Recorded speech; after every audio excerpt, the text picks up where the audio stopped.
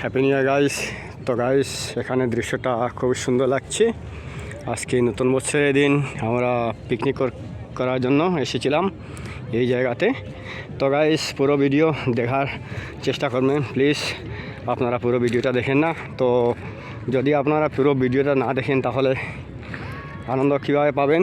তো আজকে নতুন বছরের দিন আমি চাই যে আপনারা আমার পুরো ভিডিওটা দেখেন। তো আমি এই জায়গায় এসেছি, তো আরও সামনে যাব দেখানোর জন্য। খুবই সুন্দর জায়গাটা, খুবই ভালো লাগছে।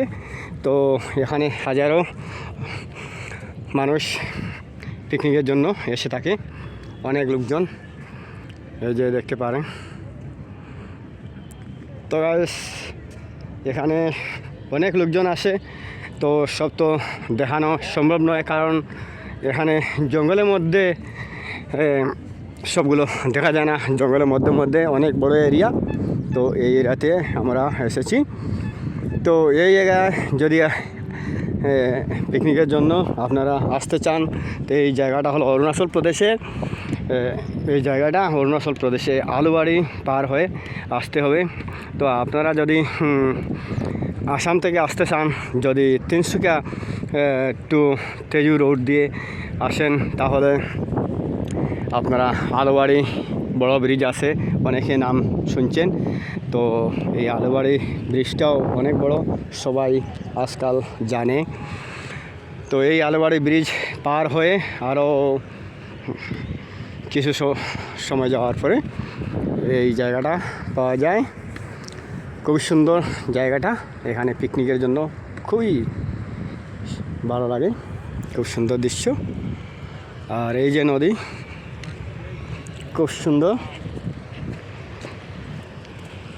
এই যে নদীর জলটা, নদীর যে জলের স্রোত, খুবই ভালো লাগে দেখতে।